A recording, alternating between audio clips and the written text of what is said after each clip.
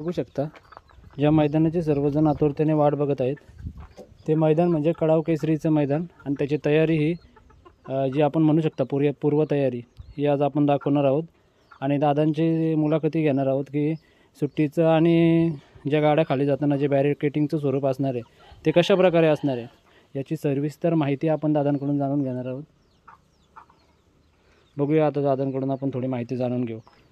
त्याचप्रमाणे मित्रांनो आपण सुट्टीचंही थोडंसं स्वरूप जाणून घेणार आहोत। आता सुट्टीला हे बघा इतके मातीचे ढीग बनवले आहेत आणि त्या मातीच्या ढिगावर बॅरिकेटिंग लावली आहे, म्हणजे एक प्रकारे पूर्ण उंच मातीचे ढीग आणि त्या ढिगांच्या वरती बॅरिकेटिंग आहे, म्हणजे जेणेकरून कोणत्याही प्रकारचे जे आपले प्रेक्षक वर्ग असतो तो ह्या साईडने त्यावरून त्या साईडला जाऊ नये किंवा कोणत्याही प्रकारे मैदानाच्या आतमध्ये उतरू नये म्हणून अशी सुविधा आहे। आणि बघू शकता की पूर्णपणे बैलांना उभं राहण्यासाठी एकदम स्पेस जागा, म्हणजे ज्या जोड्या खाली आल्यानंतर कोणत्याही प्रकारचा बैलांना किंवा सुट्टी मेकर असं कोणालाही अडचण होणार नाही असं स्वरूप दादांनी बनवलं आहे। तर नमस्कार। नमस्कार। आता सर्वत्र मैदानाची चर्चा आहे आणि आता अवघे 2 दिवस बाकी आहेत मैदानाला आणि मैदानाची तयारी पण आता पूर्ततेवर आलेली आहे।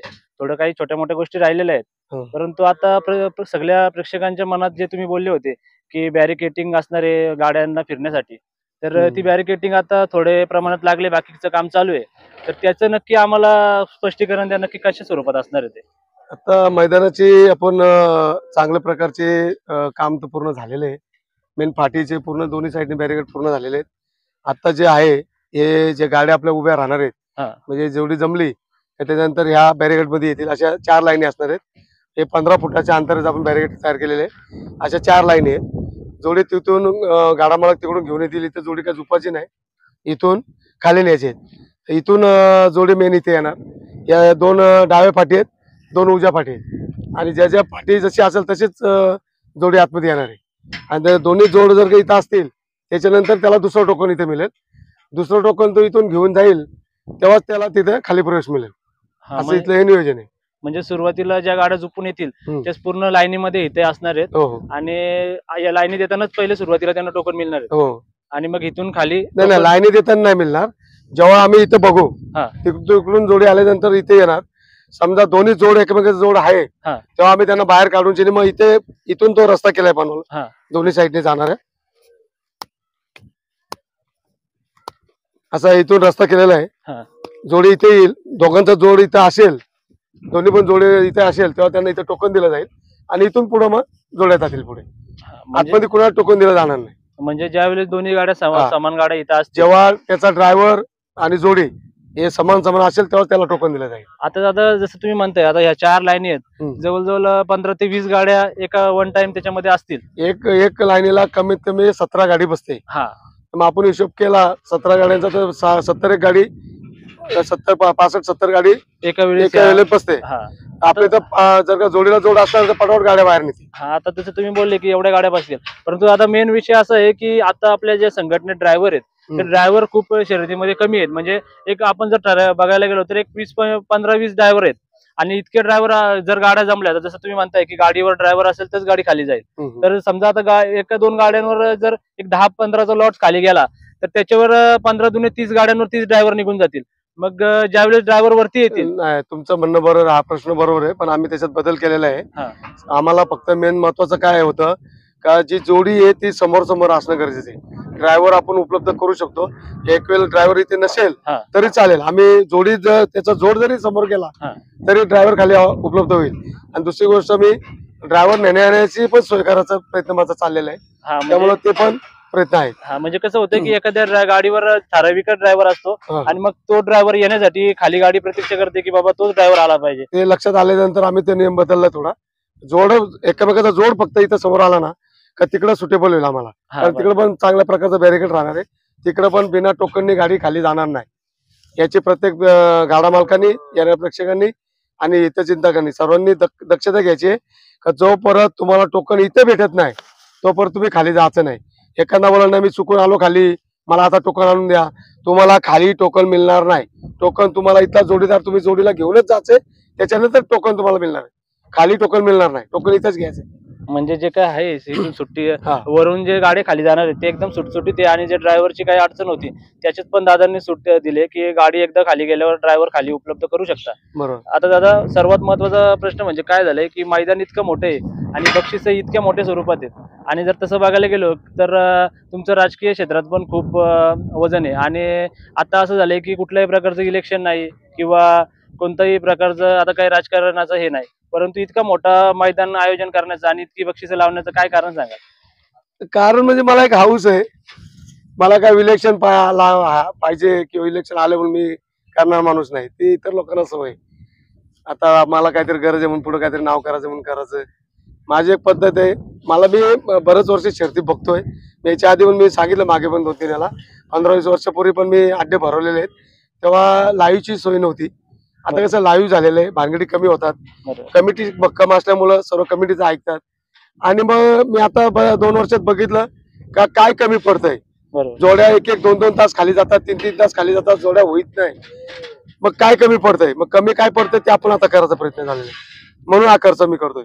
राहिला बक्षिसांचा विषय, एक मला पहिल्यापासून हाऊस आहे. मी क्रिकेटचे सामने ठेवल्यानंतर पण अनेक बक्षिसं ठेवतो. आता मी क्रिकेटचे सामने 2 वर्ष बंद केले, ते इकडे खपवतो. त्यात काय विषय नवीन नाही माझ्यासाठी आणि मला विलेक्शनची काही गरज नाही आणि विलेक्शनला मी जेव्हा उभं राहीन तेव्हा मला हे करायची गरज नाही, कारण माझं लोकमत माझ्या पाठी आहे. म्हणजे दादा तो झाला वेगळा विषय, पण आता मी दादा तुम्हाला सांगतो की आता शर्यतीच्या क्षेत्रात आता तुम्ही जे बोलताय की सकाळी 11 पर्यंत ज्या गाड्या येणार आहेत त्यांना तुम्ही मोठ्या प्रमाणात बक्षिसं ठेवलीत. म्हणजे असं नाही की बक्षिसं छोटी आहेत आणि मोठ्या गाड्यांना जास्त बक्षीस आहेत. त्या एक मुद्द्याला म्हणजे सकाळी 11 पर्यंतच्या गाड्या होणार त्यांना पण चांगल्या प्रकारचे बक्षीस आहेत. आणि तुम्ही जर बोलले की माझ्या डोक्यात अजून पण बरंच काही आहे, तर आता झालं कसं आहे की सकाळी सकाळी शक्यतो बऱ्याचशा मैदानामध्ये असं झालंय, आपल्याच मैदानामध्ये फक्त गाड्या झाल्यात, इतर मैदानामध्ये 11-12 वाजता गाड्या सुरुवात होते आणि जर चुकून आपल्या मैदानात पण एक 10-8 गाड्या झाल्या तर मग बक्षीस कसं वाटप होणार? हे बघा, मी एवढं नक्की सांगाल, माझ्या तोंडातून शब्द गेला तो कधी मागे नसतो आणि 2 गाड्या झाल्या म्हणून बक्षीस कमी करणार त्यातलं मी नाही आणि मला काहीतरी मिळणार आहे म्हणून मी बक्षीस लावतोय आणि मग मिळणार नाही मी बक्षीस कमी करल असं तर मी गृहीत धरलेलं नाही. बरोबर. 2 गाड्या झाल्या तरी मी दोन्ही बक्षीस त्या गाड्या मालकाला नाही, ही माझी पद्धत आहे. आणि राहिला कडावचा विषय, कडावला मी तुम्हाला सांगतो 8-8:30 गाड्या पळायला सुरुवात होईल. एवढ्या लोकांचा रिस्पॉन्स इथं भेटणार आहे, कारण आताच मला भरपूर फोन येतात, आम्ही वस्तीला येणार आहे, आम्ही लवकर येणार आहे. त्यामुळं 100% 8-8:30 लवकर सुरुवात होणार आहे, कारण आम्ही स्वतः मागच्या वेळेस 15 मिनिटं लेट झालं उद्घाटनाला, पण यावेळेस 8च्या आधीच म्हणजे 8 वाजता उद्घाटन करणार म्हणजे करणार. म्हणजे जे मागचे तुमचे मैदानाचे जे रेकॉर्ड आहेत ते तुम्ही तोडण्याचा प्रयत्न नक्की असेल. आता दादा इथलं तर नियोजन आपल्या लक्षात आलं. आता माझं जरा सुट्टीला जे तुम्ही बोललेत की सुट्टीचं थोडं नियोजन आहे त्याचं थोडं सविस्तर सांगितलं तर बरं. सुट्टीचं पण आणि दुसरी गोष्ट आम्ही दुसरी एक नवीन केलं असं का आता उन्हाचा दिवस असल्यामुळं गाडा मालकांना बैलांना पाणी करण्यासाठी, बैलांना पाणी पाजण्यासाठी हे समोर दिसतं बघा तुम्हाला टाके आलेले ते जवळजवळ अशा 10 ते 12 ठिकाणी 2000 लिटरची 3000 लिटरची असं टाकीचा आम्ही बंदोबस्त केलेला आहे. तर जवळजवळ 30-35 हजार लिटर पाणी पूर्ण एरियामध्ये आम्ही ठेवलेलं आहे. तर त्यामुळं ती एक सोय सर्व बैलगाडा मालकांना झालेली आहे. दुसरी गोष्ट, या ठिकाणी जे आता बॅरिकेड लागणार आहेत बरोबर याच्यावरती जे बैल इथं थांबणार आहेत, गाडा मालक थांबणार आहेत, यांच्यासाठी जवळजवळ सावलीची पण सोय होणार आहे दोन्ही ठिकाणी, असं माझा प्रयत्न चालू आहे. म्हणजे पुरेपूर सर्व गोष्टींची काळजी घेतो. बैलगाडा मालकांपेक्षा त्यांच्या नंदीची काळजी जास्त मैदानात घेतली जाते. आता सुट्टीला थोडं जे नियोजन आहे ते आम्हाला थोडं सांगा. चालेल. आता आपण आता वरची संपूर्ण माहिती बघितली, जेव्हा जोड्या खाली येतील, पण आता सुट्टीला ज्या वेळेस आपण आलो सुट्टीचं पण नियोजन एकदम परिपूर्ण आहे. सुट्टीला हे मातीचे ढीग आहेत आणि त्यातल्या त्यात इतके मोठे मातीचे ढीग असताना पण त्याच्यावरती पण बॅरिकेटिंग एक सिंगल लावले, त्याबद्दल काय सांगाल? बॅरिकेड लावण्याचं कारण असं का जेव्हा प्रेक्षक वर्ग उभा राहतो ना तो एक जागेवर स्थिरणार आहे. तो प्रत्येक जोडी कुठली नवीन आली का तो तिकडे पलीकडे जाणार, ते इकडून ते येणार. सट्टेबाज पण पैसे लावण्यासाठी आत बाहेर करत असतात. त्यामुळं काय मी अनेक ठिकाणी बघितलंय जे चांगल्या जोड्या असतात ना पळणाऱ्या त्यांना डिस्टर्ब होतं. म्हणजे कोण कधी मध्ये फटका मारतो, कोण काठीची उल देतो. तर आता कालच बघा कुंडलजला का काय इथे शर्ती झाल्या, काठी मारली नाही मारली पण त्याच्यावरनं वादंग निर्माण झाला. त्यानंतर जे बैल लोक आले त्यानंतर मग ती लोक कोणी येऊ नये मध्ये म्हणून मी हे मातीचा ढिक्क टाकलेलं आहे, परंतु बॅरिकेड पण लावून टाकले जेणेकरून प्रेक्षक पूर्ण इकडे राहतील आणि बैलांना पूर्ण मोकळं पळायला भेटेल. बरोबर. स्वतः मालकाला सुद्धा मी पुढे ठेवणार नाही. जो काय कोण गाडीचा मालक असेल त्याला पण सांगणार बाबा तू बैलांना सोड, बैलांना काम करू दे. तू पुढे बैलांना दाबाला किंवा ओळू द्यायला सुद्धा तू जाऊ नको. बरोबर. एकाला मी पुढे सोडणार नाही. म्हणजे जे काय आहे ते सर्व बैलांच्या जीवावर बैलांनी होणार आहे. त्यांनी मेहनत त्यांची करू दे, त्यांचा गुलाल त्यांना घेऊ दे. बरोबर. ते करण्यासाठीच मी एवढी मेहनत केलेली. आता आता सुट्टीचं तर नियोजन झालं. हम्म. आता इथे सुट्टीच्या साईडला जे गाड्या थांबण्यासाठी जी जागा केली त्याच्याबद्दल काय सांगाल? इकडे आता पण मी गाडी- वरती तुम्हाला जे दाखवलं हा. ना, तिथून जोडी येणार. दोन्ही लोक, दोन्ही गाडा मालक, जोडीदार, दोन्ही जोड्या आल्यानंतर जी उजी साईड असेल त्यांनी उजव्या साईडने जायचं. ही आम्ही मध्ये एक लाईन मारलेली हा. आहे. ही अशी उजव्या साईडने जातील आणि बैल जे झुपाला ते इथे आणायचे. बरोबर. इथून बैल झोपून नेतील, ते जातील तिथं पलीकड, ते तिकडे पुढे टेप दिसतोय ना, हा. तिथून पलीकड नेतील दोन्ही गाड्या. ते असं इथं इकडे आपण परत बॅरिगेड तयार करतोय. हा. इथे आपण काय केलंय, एक 15 फुटाची मध्ये फाटी तयार केलेली आहे बॅरिगेडची. हा. आणि त्याच्यानंतर परत 25 फूट रुंदीची फाटी. समजा एखादी गाडी चुकून जोडीला जोड नसेल हा. आणि ती गाडी मध्ये अटकली आणि त्याचा जोडीदार पुढे असेल तर तो इथं काढताना आला पाहिजे. बरोबर. म्हणून एक 25 फुटाची फाटी दुसरी मोकळी करणार आहे. म्हणजे ती गाडी आपल्याला काढताना आली पाहिजे. बरोबर. त्याच्यानंतर परत 15 फुटाची गाडी फाटी एक तयार करणार. त्यानंतर अशा परत 25 फुटाची फाटी एक मध्ये काढणार, ज्याच्यातून गाडी काढताना आली पाहिजे. त्याच्यानंतर असे परत 2 फाट्या 15 फुटाच्या, म्हणजे 4 फाट्या राहतील. याच्यामध्ये एक फाटीला कमी 22-23 गाडी बसते. बरोबर. एक फाटीला म्हणजे 100 गाडी तो उभी राहणार. बरोबर. असं. आणि जर का चुकून एखादी गाडी कुठं मध्ये राहिली, त्याचा जोडीदार पुढे असेल तरी पण ती लगेच काढून पुढे आणली जाईल. बरोबर. इथे. ज्या मधल्या 2 फाट्या मोकळ्या हो. आहेत, त्याच्यामधून हा. आपल्याला त्या काढता येते. त्याच्यानंतर तुमची गाडी इथेच येईल. इथे आमचे कमिटीचे लोक उभे असतील. बरोबर. इथून हे पूर्ण बॅरिकेड आहे. असं हे पूर्ण बॅरिकेड आहे. इकडे पॅक राहील. जोड्या तुमच्या इकडून समोर राहतील. इथे टोकन नंबर विचारला, टोकन घेतलं जाईल. टोकन कुठलं आहे? जे तुम्हाला शर्यत ठरल्यानंतर पावती देते ते टोकन नाही. तिथून जोडी जेव्हा निघेल तेव्हा दुसरं टोकन तुम्हाला दिलं जाईल, ते इथे चेक केलं जाईल. दोघांचं टोकन तुमच्याकडे असेल, दोन्ही जोडीदार असतील आणि तुमचा ड्रायव्हर पण इथं असेल तरच ती जोडी इथं आतमध्ये घेतली जाईल. नाहीतर मग समजा ड्रायव्हर नाही, टोकन आहेत पण ड्रायव्हर नाही आणि जर काही इथं अडथळा होत असेल तर त्यांना या 25 फुटाची रुंदीची फाटी आम्ही मोकळी फाटी आहे. त्याच्यामध्ये त्यांना उभं करणार. बरोबर. आणि त्या गाडा मालकाने तिथं जावं. बरोबर. का तर दुसऱ्याला अडथळा नको. मग याच्याने काय होईल, गाड्या सुटसुटीत होतील, गाडी पडावर सोडल्या जातील आणि आम्ही इथं जास्तीत जास्त 2 गाड्या उभ्या करणार आहेत. एक गाडी सुट्टीला, एक गाडी इथं एक्स्ट्रा उभी. बरोबर. त्याच्या व्यतिरिक्त एकही गाडी पुढे घेणार नाही. तिसरी गोष्ट महत्वाची म्हणजे गाडीच्या जोडीला, म्हणजे बैलांच्या पाठीमागे फक्त एक बैलाच्या मागे 3 लोक आम्ही घेणार आहेत. कारण एक बैल लावायला फार तर 3 लोक भरपूर असतात. चांगला बैल असेल तर त्याला एकही लावतो माणूस. बरोबर. पण जर का समजा एखादा बैल ऐकत नाही तर 6 माणसं असतील तर एक बैला 4 माणसाची कराल, एक बैला 2 माणसाची कराल. बरोबर. अशी 6 माणसं एक गाडी मग आम्ही घेणार आहेत. त्याच्या व्यतिरिक्त एकही माणूस आम्ही आतमध्ये ठेवणार नाही. मग आमच्या इथला कोणी असू दे, राग आला तरी आम्ही त्याला इथे ठेवणार नाही. का? त्याच्यामुळे जास्त गोल होतो. सुट्टी मेकरला समजत नाही जोडी कुठली आहे. बरोबर. त्यानंतर जोडी पुढे घ्यावा लागते या बरोबर. पब्लिक मुळे.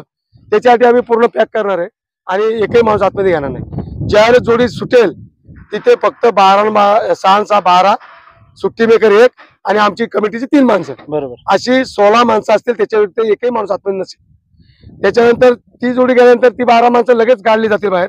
त्याच्यानंतर दुसरी गाडी घेतल्यानंतर त्याच्या पाठी सुद्धा 12 माणसं असतील. आता दादा ते तुम्ही सुट्टीला जे ती जागा आहे मध्ये, म्हणजे आपल्या ह्याच्यामध्ये जागा ठेवली, म्हणजे जी पाठीच्या आतमधून जी पब्लिक म्हणजे सुट्टी करून जी थोडी पुढे जातात धावत, त्यांना लगेच तिथून फिरण्यासाठी दोन्ही साईडला तुम्ही जागा ठेवली. तर मग ते जे सुट्टी मेकर त्यांनी तिथूनच बाहेर निघायला पाहिजे, की इथून मागून पण आले तर तसं पाहिलं तर मी स्वतः इथं थांबणार आहे. जे सुट्टी मेकर आहेत त्यांना मी पुढे सांगणार आहे, बाबा विनंती करूनच आधीच का पुढे तुम्ही जायचंच नाही. का तर त्याच्यात काय होतं, ते जे काय 5-6 लोक असतात, 10-20 लोक असतात, ते पुढे जाऊन उभे राहतात. त्यांची गाडी जायच तर ते बघत बसतात. चुकून एखादी गाडी इकडून सुटली तर ते ऍक्सिडेंट पण होण्याचा संबंध असतो. बरोबर. म्हणून त्यांना मी हीच विनंती करतोय की तुमची पण काळजी म्हणून तुम्ही इथूनच मागे या आणि आम्हाला पण सहकार्य म्हणून तुम्ही इथूनच मागे या. म्हणजे जोड्या सुटण्यास जास्त विलंब लागणार नाही. जो गाडा मालक लांबला येतो खर्च करून त्याची जोडी ठरते, परंतु इथं जमल्याच्या नंतर सुद्धा इथं 3-3 तास येऊन उभा राहतो आणि संध्याकाळी झाल्यानंतर शर्ती बंद होतात. बरोबर. आणि त्याला पळता येत नाही, जोडी उसकता येत नाही. म्हणून ते होऊ नये. इथं माझी अपेक्षा अशी आहे का इथं आलेला प्रत्येक गाडा मालक ज्याची जोडी जमेल तो इथून जोडी करूनच गेला पाहिजे, म्हणजे त्याची जोडी परत नाही परत गेली तो घेऊन नाही गेला पाहिजे. बरोबर. याच्यासाठी माझे सर्व प्रयत्न. आता तुम्ही सर्व माहिती सांगितली आपल्याला, स्टार्ट टू एंड सर्व समजलं की कशी सुट्टी असणार आहे आणि वरून गाडी कशी येणार आहे. फक्त आता विषय एवढाच राहिलाय की जे काय आपले बक्षिसं लावलेत, जे लकी ड्रॉच्या माध्यमातून लावलेले आहेत, तर त्या प्रत्येक बक्षिसांना काय टायमिंग असणार आहे का? जे पावत्या आपण टाकणार आहेत त्या कुठल्या पावतीला काय टायमिंग असणार आहे? किती दिवस त्याच्यामध्ये 3 लोकांच्या पावत्यांना टायमिंग आहे. एक तर प्रेक्षक वर्ग, हा. एक ड्रायव्हर लोकांसाठी, हा. आणि त्याच्यानंतर जे 11 वाजताच्या 11 आतमध्ये जे शर्यत करणार आहेत त्या लोकांसाठी. बाकी जी काय बक्षीस जे शर्ती होतील त्याप्रमाणेच राहणार सगळं. हा, म्हणजे जे काही तुम्ही बोललेत की लकी ड्रॉचे जे प्रेक्षकांना, त्या प्रेक्षकांना काय टायमिंग वगैरे काय ठेवलाय ठराविक? त्यांना 12च्या आतमध्ये 12 वाजेपर्यंत जे प्रेक्षक येतील बस. आणि हे एक सूचना आहे सर्वांना, ड्रायव्हर लोकांना, त्यानंतर प्रेक्षकांना, का आपल्या नावाची आपण चिठ्ठी घेऊन यायची. आमचा माणूस तिथे टेबलवरती बसलेला असेल, त्याला एक चिठ्ठी दाखवायची, ती पण खोलून दाखवायची आणि त्याच्या हाताने त्याने फोल्ड करून त्या डब्यात टाकायची. बरोबर आम्ही लिहिण्यासाठी बसणार नाही, कारण लिहायला गेल्यानंतर बरोबर. टाइम होणार आहे आणि ती लाईन लागणार आहे भरपूर. आणि कुणीही चिटिंग करून 4-4, 5-5 चिठ्ठ्या टाकायचा प्रयत्न करू नये, कारण आम्ही ते चेक करू. बरोबर. एकच चिठ्ठी घेतली जाईल, त्याच्यावरती चिठ्ठी घेतली जाणार नाही. चालेल.